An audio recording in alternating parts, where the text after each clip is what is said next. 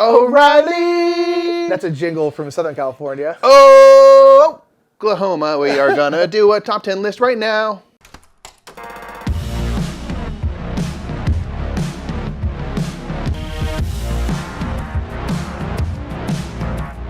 What's up, everybody? My name is Nick. I'm Mike. We are the Brothers Murph, and that's right, we're continuing our alphabet series, and we're going to talk about the letter O today, if you did not figure that out by now.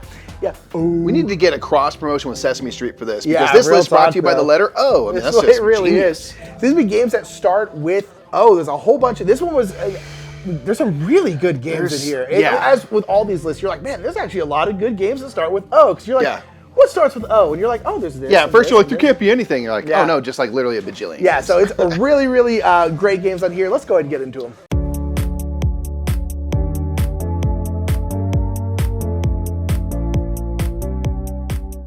Number 10 is going to be On Tour. This is a game where you're a band that's on tour. Shocker.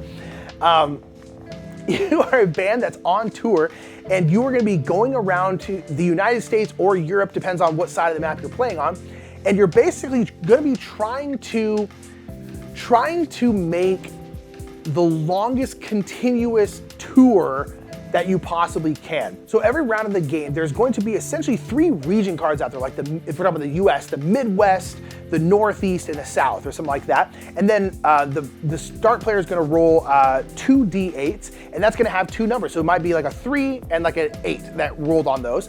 And so, I'm sorry, it's a D10, I believe. So 3 and an 8. So you can either make a 38 or an 83, and then you have to write that number in one of those 3 regions. So again, the Southwest, the South, or like the Northeast, those 3 places, you have to write it in there.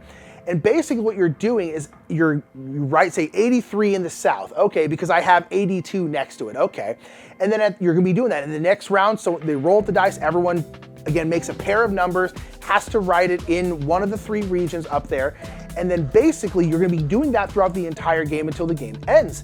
And then at the end of the game, you basically are gonna go on tour, and you're gonna see what the longest line of continuous numbers, ascending or descending, that you can go to. So you're going like 35, then 36, then 38, then 41. You're basically trying to go around, but you're dictating what you write is dictated by the dice and the region. So there's gonna be a lot of kind of like dead areas where you just don't get to because you just can't make a line up to that area. So you're trying to go ascending or descending, but you're limited by the dice, you're limited by the cards, and it just makes all these really interesting decisions where you're like, oh man, do I make that an 85 and put it over here? Or do I make it a 58 and put it over here? And then you get to the point where you're like, okay, I need specifically 29 in the South, because I have literally 24, 25, 26, 28, I can put 29 right in here, then it goes into the 30s, we're gonna be crushing it, and you start needing really specific stuff, which is a bad thing to have in roll and write games. It's not bad on the design, it's bad for me to put myself in that situation, and I just really, really enjoy it. It's got this nice colorful look, and it's just cool. I love games about music, people going on tour, it's just a good time.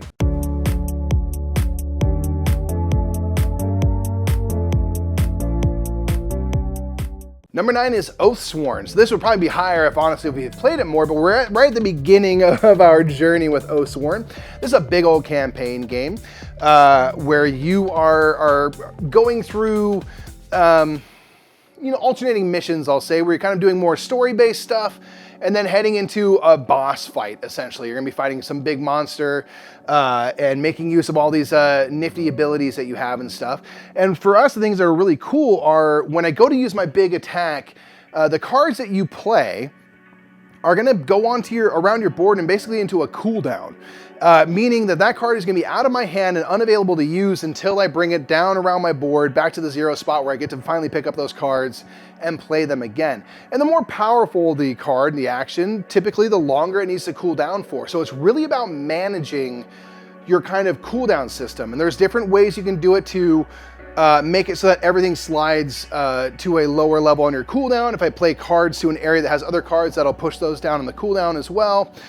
So it's all about kind of managing like big attack, smaller attack, maybe get things built up, big attack. And it kind of replicates that idea of like stamina and the cadence of a fight where I can't go full bore and do my biggest thing over and over and over again. It'd be way too exhausting. So how do I kind of stay alive, stay moving, so I don't take, you know, a ton of horrible attacks until I can do my big attack again when we're in kind of an advantageous position again. So this is a game that like is huge. There's a ton to explore. We've literally gotten this far into it. We're also probably be higher on the list. It's obviously very well regarded. There's a few things I enjoy. I like that there's in the game you can roll dice for various aspects, but they also have cards you can draw if you don't like dice. So you can do a little bit of different stuff depending on the style of game you like. And I think that's a nice touch for a big game like Oathsworn to be like, hey, however you like to play, we're gonna be able to get you covered in this game.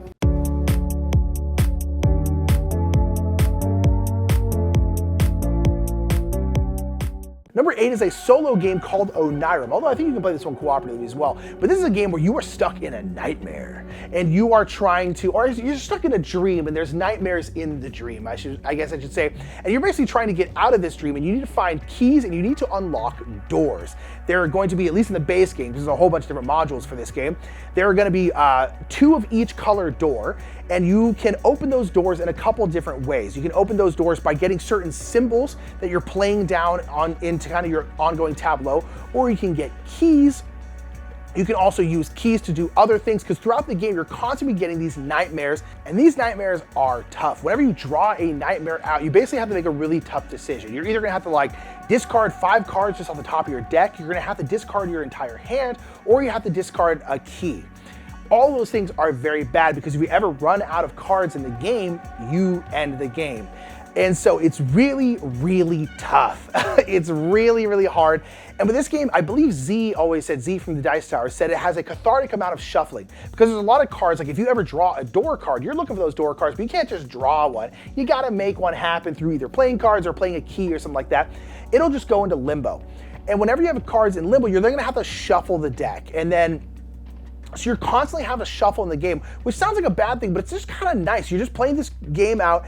It's tough, but you're just like shuffle, shuffle, shuffle. You're just kind of like, this is nice. Boom, shuffle, shuffle, shuffle, shuffle, boom, boom, boom. And it's just kind of like play it on a lunch break, play it on a plane. It's just really, really good, but it's just a tough, tough game where you're trying to get these doors to get out of this dream, but these nightmares keep coming. You're like, oh, I know there's gotta be one coming up soon. I know there's gotta be one coming up soon. Boom, it hits you. You're like, crap, what do I do? Do I get rid of my hand? Do I just blind draw 5 cards off the top of the deck? That's terrible. It's really tough, but it's really, really fun.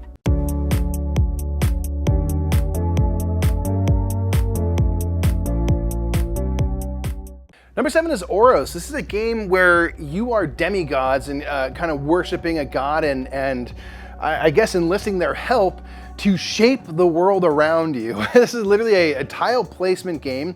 We're gonna be placing out land types, kind of a la like a Carcassonne, where you wanna make land, match land and stuff like that. But then you also have the ability to shift rows and columns of these tiles and kind of move them up like a conveyor belt, or have things actually collide together and make a larger landmass. So if I have 2 islands slammed together, I'll now have a tile that has 2 kind of areas, sides of it, of the tile covered in land. Or if I have a 2 and a 2 come together, boom, now I have a thing that's all land. Or if a 4 and a 2 come together, now I have a volcano that's going on. So you're doing tectonic plate shifting on this board that also represents a globe. So if I go off the top, I come back around the bottom, because this ain't no flat earth we live on. So you're going actually around. So it's one that is just kind of wild to envision how everything is meant to move around. And you want to get volcanoes built. You want to get these land masses built so you can have your explorers go around on them and then build shrines and stuff like that. And you are ultimately just in the pursuit of knowledge. You want to have the most knowledge possible at the end of the game, which is a theme that we quite enjoy. And you are leveling up your actions as you go, so that maybe I have a really basic action to start. I can't really move around much. I can't actually do a whole ton to the board itself, but I can level up the value of those. So now when I go into an action, I can move a lot further. I can move bigger land masses together and stuff like that. And you can have your volcanoes erupt and spew lava out and creating new land around. So it's just a really fascinating game in terms of like how you are manipulating the board. And it's not something that we've really seen before. So that's Oros.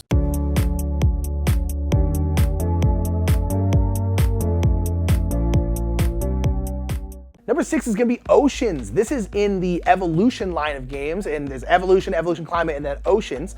Oceans is a completely standalone game where you are now evolving in the ocean, and that's really, really cool because the ocean is interesting because it's all big water, right? So it's very cyclical, it's very circular, and so you're basically getting species boards and you're putting traits on those species, like inking, or you're like an apex predator, or like you're a big filter feeder. You're putting these different kinds of evolutionary traits on these animals, and then you're basically just trying to eat and survive. Food fish are going to be your points because that means that species is thriving, or at least the very least surviving, because they are staying alive, and you can depopulate and you can even go extinct if you're not able to eat, or you're not able to, I guess, age out, because when you're eating at the end of every round, every single one of your animals is going to age, which means you take fish that they have eaten, put in a bag, those are going to be points. If you can't do that, that species goes extinct, which is too bad, but that's also part of evolution. Sometimes it's going to happen. But as you put out these traits are going to do a whole bunch of different things. They might allow you to eat from over here. They might allow you to feed off of someone else. They might allow you to straight up attack another species, which could be someone else's species or maybe one of your own. Or there's a lot of reactionary cards where it's like, oh, if the species next to this species gets attacked, this is kind of like a little scavenger fish. And so they actually get to grab some food from that. And so that's how you feed that one. And so you're building out your species, just trying to make it so they stay alive, one, obviously, but then also so that they can thrive and age and get you points. But a lot of it is just setting up to cascade off of each other. So this one's gonna eat, because this one ate, this one has this ability that allows it to grab food from here. Okay, that one's fed. Okay, boom, because again, every one of your species has to age each round, but only one of your species gets to feed each round. And so you have to really balance it out while also kind of fending off what other people are trying to do to you. You can attack your own species, and that might be part of the strategy. It's really, really wild. But it's kind of this big circle the whole time, and it's really, really interesting. I like it more than I like Evolution. I really, really enjoy Oceans. I think Oceans is an outstanding game, and I like it a lot.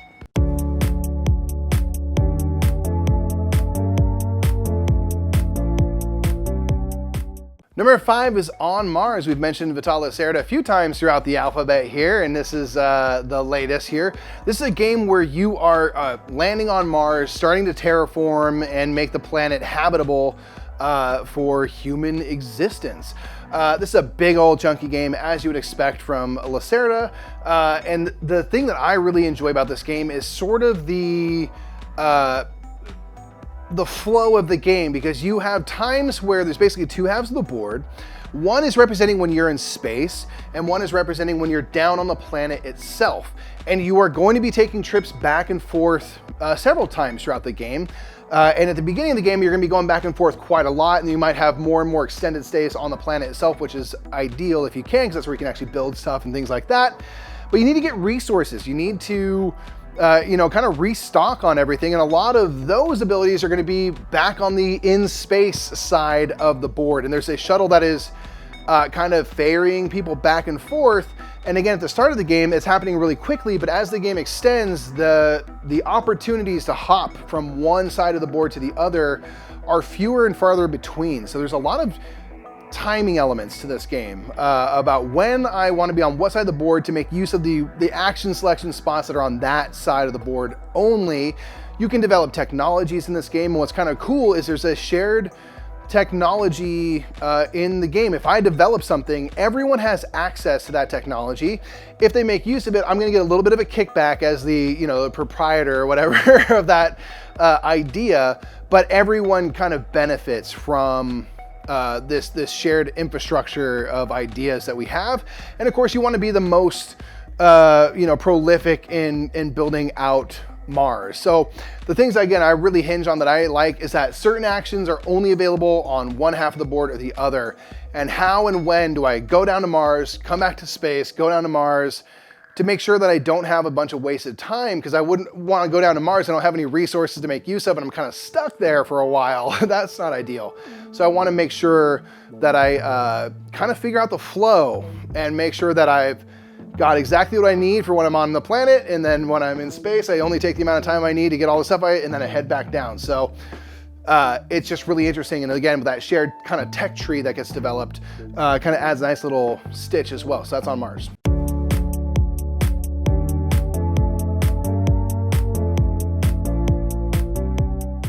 Number 4 is going to be a game we've actually done a game night for, so you can watch a playthrough of this game. This is going to be Origin's First Builders. Origin's First Builders is a board and dice game which has a really fun theme. And the theme is, you know, that ongoing theme with that kind of like the guy on the History Channel, the ancient aliens guy. It's basically that in a game where you are in the Earth, and the Earth has been helped out by aliens. Aliens have come, and they're the ones who did build the pyramids. They are the ones who did build Stonehenge. They helped us out with all these things. So the art is very cool because it's kind of like ancient art, but with like all this like crazy alien technology in it. It's very interesting. But that's basically what you're doing. And so you are getting these different tiles, and you're building out districts, and you're getting resources. It's board and dice, so it's a big Euro game, right? You're getting resources. You're going up these various tracks that have the astrology signs on that all do different things. You're kind of going up this like military track. There's all these different things you can do, and you're doing it through dice placement. You will have dice, and you have a little dice holder, and you're placing it out onto a matching colored area. And you get to do the action there, and the actions will change out each round. And those are all the different motherships of these different aliens. And then they're essentially gonna tick up, and then you basically need higher and higher dice to go to that spot until they kind of cycle back down to 1. It's a really fun game with a really cool theme. It's again, it's one of those things where like in a big Euro game, if the game is somewhat themeless, put a fun theme on it. And I think this one is a really, really good example of that. It's a good looking game with a really interesting theme that ultimately comes down to like it being just a big crunchy Euro. And I like it a lot.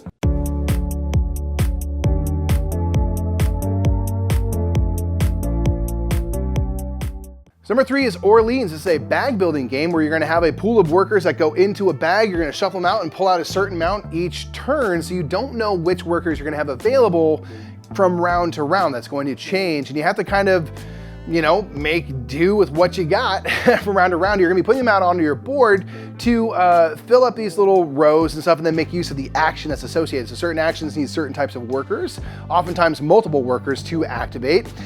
And you are gonna do a whole mess of stuff with these. There are, waterways and land paths you can move through to go from kind of town to town. You can then build guild halls in those towns, which is gonna be valuable for you. You can study and go up the scholar track. You can collect goods and trade and stuff and make money that way. There's all these types of things you can do. You can develop technologies, which are basically unique action spots that only you have available to go to, sort of stuff like that. And each round you're gonna have a new event. Some might be good, some might be bad. And you're kind of trying to manage those events as they happen to you to be able to kind of weather those storms, stay ahead of the game, get citizen tiles and stuff, get up that scholar track, and build as many buildings as you basically can to all kind of create all of your points at the end of the game. So it's one that's really fun. There's just a ton of avenues to explore. Each game can kind of be a little bit different, and you're again having to, you know, deal with the tokens that you pulled in a round. So you maybe have a plan to go and do all these things and build and stuff, and you just don't get those tokens. So how do I shift to make sure I'm still doing something useful on my turn, because there's only so many rounds in the game and time goes pretty quick. So that's Orléans.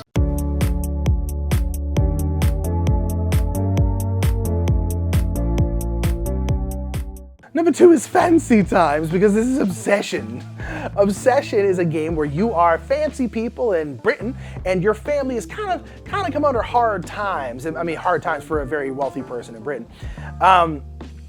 Where you're basically trying to rebuild your status in the gentry, the fancy people in Britain, and you're basically trying to attract the Fairchilds, who of course are the richest and the fanciest of them all. And you're doing that by basically throwing parties, more or less. You have your kind of estate, like your York or something like that. And you have your estate, and you're basically putting out these different tiles that are going to be different events. Like you can go play croquet on the lawn. You can go have a cigar in the cigar lounge. You're just doing fancy stuff.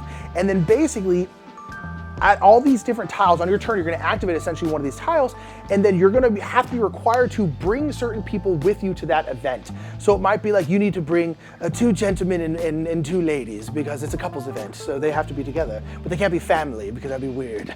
And so that has to go, or it has to be just 4 gentry in general. It doesn't really matter who they are. And then each of these cards that you're going to play down are going to usually give you money or give you some kind of reputation, or if they're like the new money, the Americans with their new money, they'll give you a lot of money, but it's going to hurt your reputation because the Americans come up like, "What's up, bros?"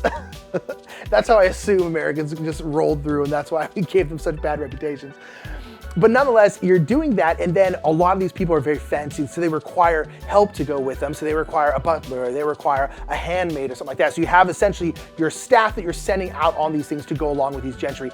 It's just a really interesting game. It's kind of a crunchy Euro game, but it really feels different. It doesn't really feel like any other game I've played, and the theme is just kind of silly because you're just like highfalutin fancy British people, and it's just, I don't know, it's really, really fun, and I like it a lot, but I love how unique it feels. And the fact that like nothing you're doing in the game, the tile place, all that stuff, none of that is different, but the way it all kind of comes together feels very, very different. I like it a lot.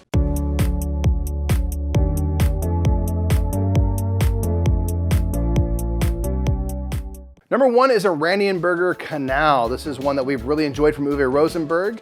It came out recently, fairly recently and stuff. It's gonna have a wider release soon, so just know that it's not really widely available, especially stateside here yet, but it will be, it'll just be called Kanal when it comes back out, and it will be hitting people's hands hopefully this year. We'll see. So Oranienburger Kanal is a worker placement game, a 1 or 2 player only game, which we've enjoyed, like things like Fields of Barl in the past from Uwe Rosenberg, where you do like a solo/2 player game. And this is a game where you are going to be using your workers to ultimately gain resources on a resource wheel, kind of a la Glass Road. So again, Uwe borrowing from Uwe. And you are going to manage those resources to build out cards, which are various structures you have on your little 4x4 player board. And those structures are going to require certain routes to be built around them, be it pathways, roads, railways, or canals. So you are trying to build structures that are going to be as powerful as possible or as valuable to you as possible based on the routes that you have around. And when I build a structure, the thing that was kind of our favorite part about it, when I build a structure, it doesn't necessarily activate right away. It only activates twice in the game, period. And it activates once it has routes on all 4 sides. So basically all 4 sides of the card are surrounded. It'll activate at that time. And then you can also build bridges that connect 2 structures together as long as they're going over a route tile. And when you have 2 bridges next to a card, it'll activate a second time. So those are the 2 times it activates in the game. And I like the idea of timing, where maybe I want to get a bunch of routes built out, so I already have a spot on my board that has 4 routes surrounding it, so when I buy a card and place it down, it instantly activates because it's already surrounded. Or do I build a card first and then take time to build the routes that are really going to maximize, because maybe this one wants, all canals. The more canals, the better. You're going to get more benefit out of it. So I want to try to make sure that I build as valuable for this card, and then also keeping in mind that there's a card that's going to be placed next to it potentially. And how do I make sure that that is also advantageous, considering now there's a canal piece between these 2 cards? So there's a lot of things like that to consider, but ultimately the worker placement aspect is very simple. It might be build a card. It might be build a couple pathways and roads. It might be gain some wood. They're very straightforward action spots because there's plenty to think of just in the cards themselves, the timing of everything. So I like that the action spots are really simple. So I don't have to use a ton of brain power there. I can just have that information and use it for the card and route placement and use all my brain power for that. It's fantastic. We really enjoy it. Can't wait for the new version to come out. That's Oranienburger Kanal. So those are our favorite O games, everybody. Let us know what we missed, which are your favorites. We've really enjoyed seeing people do their alphabet as we go through the alphabet. So please get your picks for the letter O in the comments below. Yeah. And we'll catch y'all next time in the alphabet. I'm Mike. I'm Nick. We'll catch y'all in the next top 10. Bye, everybody.